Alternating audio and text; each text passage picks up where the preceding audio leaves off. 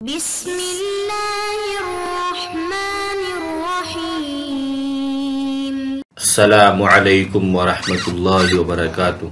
عزیز طلباء طالبات، بسم اللہ الرحمن الرحیم۔ تقابل ادیان و مذاہب کا سبق نمبر 62 آج ہم پڑھ رہے ہیں۔ اس سبق کا عنوان ہے حضرت موسیٰ علیہ السلام کی آمد سے قبل کے دینی حالات۔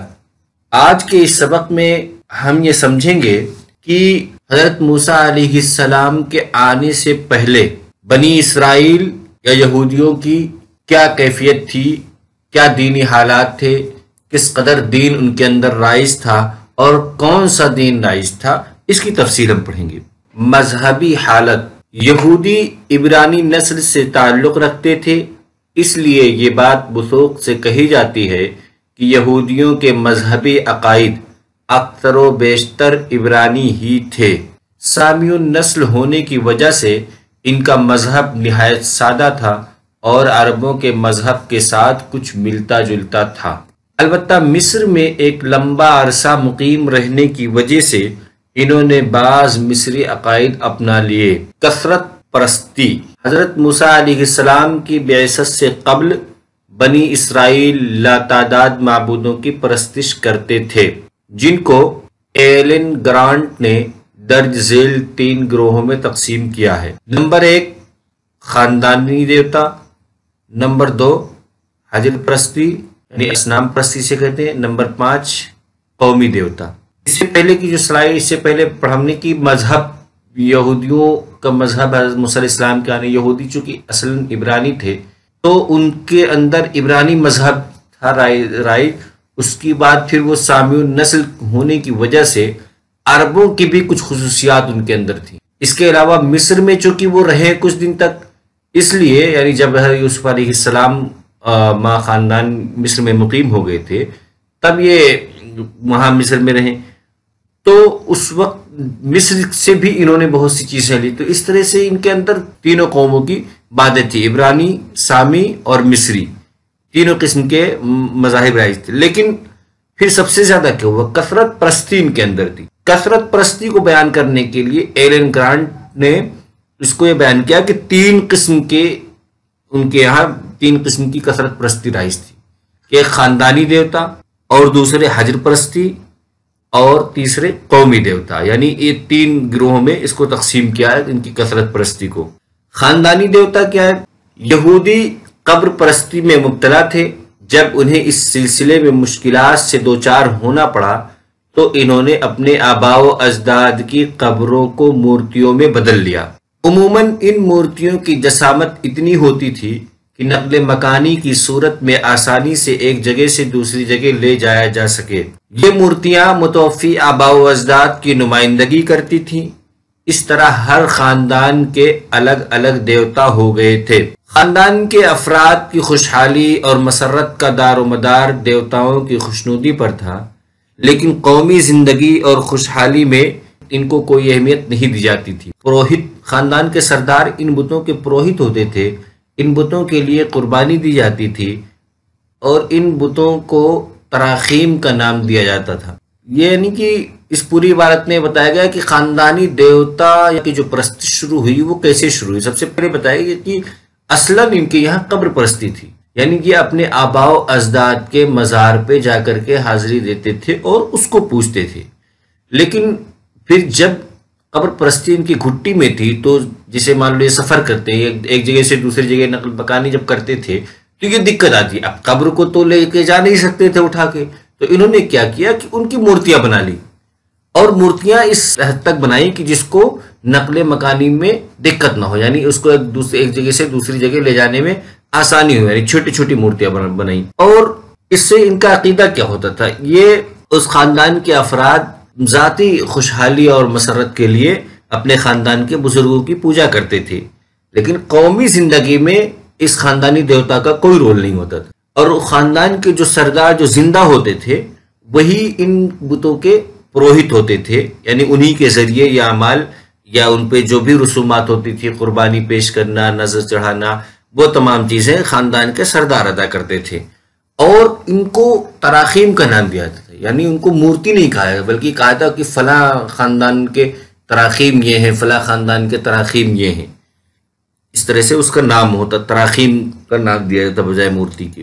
حجر پرستی یعنی پتھر کی پوجا، سامی اقوام میں حجر پرستی شروع سے جاری تھی۔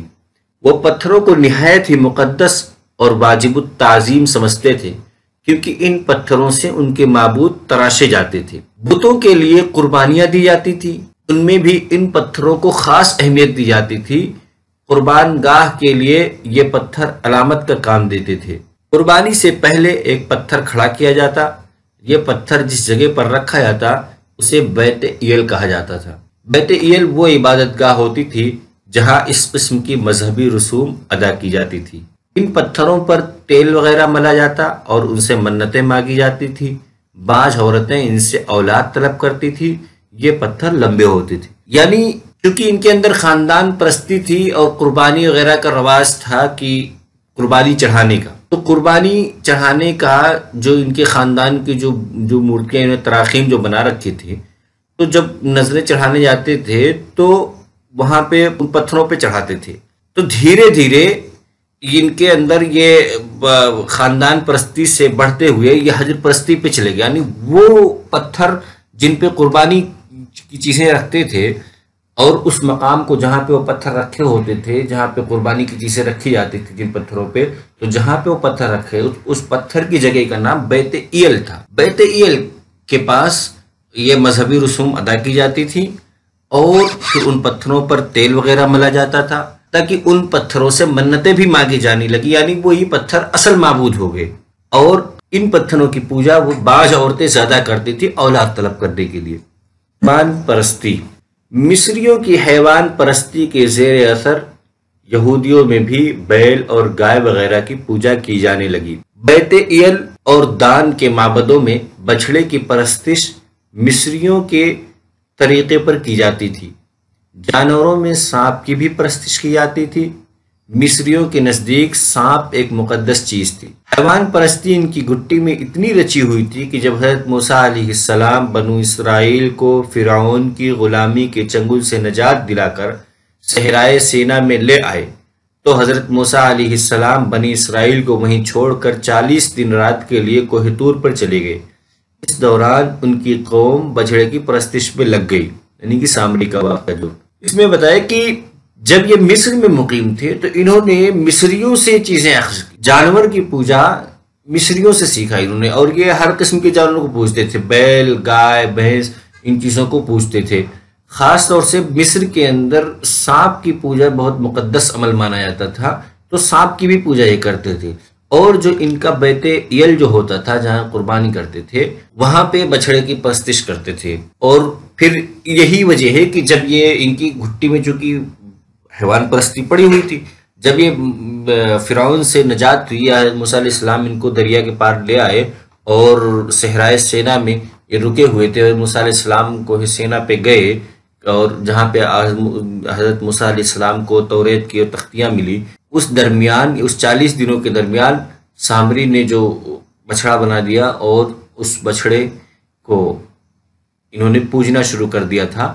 یہی وجہ کہ ان کے اندر سے حیوان پرستی نکالنے کے لیے پھر وہ واقعہ پیش آیا گائے کی ذبح کا، کہ جب ان کے ایک آدمی قتل ہو گیا تو اس کے قتل کے قاتل کو معلوم کرنے کے لیے موسیٰ علیہ السلام کے پاس آئے تو اللہ تعالیٰ کی طرف سے حکم ہو کہ گائے ذبح کر دو، اور گائے کی گوشت یا اس کی ہڈی اس مقتول کے جسم سے لگانا تو وہ زندہ ہو کر کے خود بتا جائے گا کہ قاتل کون ہے۔ یعنی اس کو ذبح کرنا، یعنی معبود کو ذبح کرنا، یہ بتانے کے لیے کہ یہ جانور جو ہے معبود نہیں ہے بلکہ اس کو ذبح کیا جا سکتا ہے، ذبح کرنا چاہیے، اس لیے ان کو گائے ذبح کرنے کا حکم ہوا تھا۔ چنانچہ اس پہ ٹال مٹول کرتے کیونکہ ان کے اندر گائے پرستی یا جانور پرستی پہلے سے تھی، اسی لیے یہ طرح طرح کے سوال کرنے لگے کہ ہو سکتا ہے کوئی دوسرا حکم مل جائے کہ گائے کیسی ہو، رنگ کیسا ہو، کتنی عمر کی ہو۔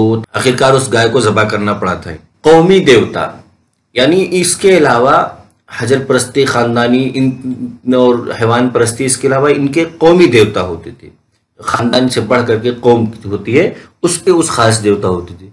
قدیم یہودیوں کے خاندانی اور مقدس پتھروں، درختوں اور جانوروں کے علاوہ کچھ قومی دیوتا بھی تھے۔ ان کی تفصیل کے بارے میں تاریخ بالکل خاموش ہے، کہ جب قوم یہود توحید کی طرف مائل ہوئی تو تمام دیوتاؤں کا نام و نشان مٹا دیا گیا۔ البتہ 2 دیوتاؤں کے نام تاریخ میں ملتے ہیں جن کو یہودیوں نے کنعان پر غلبہ حاصل کرنے کے لیے اپنایا۔ یہ دونوں معبود بال اور مولک تھے۔ یہ دونوں مقامی بادشاہوں کی روحیں تھیں، اس وجہ سے یہود بادشاہ کی پرستش کرتے تھے۔ یعنی یہ اس بات کی تفصیل نہیں ملتی کہ ان کے قومی دیوتا کون کون تھے، کتنے تھے۔ البتہ 2 کا ملتا ہے کہ بال اور مولک یہ دیوتا تھے جو بادشاہ تھے، پھر ان کی بادشاہ کی جو قوم تھی وہ ان کی پوجا کرنے لگی تھی، اس طرح سے قومی دیوتا ان کو مان لیا گیا تھا، بال اور مولک کو۔ بال کے لفظی معنی آقا یا مالک کے ہیں۔ یہ دیوتا کنعانیوں کا اپنا نہ تھا بلکہ انہوں نے فینقیوں سے لیا تھا۔ یہودیوں کے نزدیک بال زرخیزی کا دیوتا تھا، ہر شہر کا الگ الگ بال ہوتا تھا۔ مولک کے لفظی معنی بادشاہ یا فرمانروا کے ہیں۔ یہود نے اسے اکادیوں سے لیا۔ اکادیوں کے نزدیک یہ آگ کا دیوتا تھا۔ یہ نام بھی بال کی طرح کئی معبودوں کے لیے استعمال ہوتا تھا۔ یہود اس پر اپنے بچوں کی قربانی دیتے تھے۔ بعد میں یہ دیوتا یہوہ کے نام سے موسوم ہوا۔ حضرت ابراہیم علیہ السلام، حضرت اسحاق علیہ السلام اور حضرت یعقوب علیہ السلام کے زمانے میں الشدائی خدا واحد کے مفہوم میں استعمال ہوتا تھا۔ اس کے معنی ہے خدائے قوی۔ بعد میں یہی نام یہوہ کے نام سے پکارا جانے لگا۔ یعنی جو بال اور مولک تھے، یہ بال خود یہودیوں کا نہیں تھا بلکہ انہوں نے ایک فینقی قوم ہے اس سے لیا تھا اس کو۔ اسی طرح سے مولک بھی ان کا اپنا نہیں تھا بلکہ انہوں نے اکادیوں سے لیا تھا۔ اس طرح سے پھر اس کے بعد جو ہے یہ یہوہ کی طرف آئے، یعنی جب یہ دھیرے دھیرے کثرت پرستی سے توحید کی طرف آنے لگے تو شروع میں تو انہوں نے الشدائی کے نام سے خدا کو مانا، ایک خدا کا تصور ان کے اندر جو آیا وہ الشدائی کے نام سے آیا۔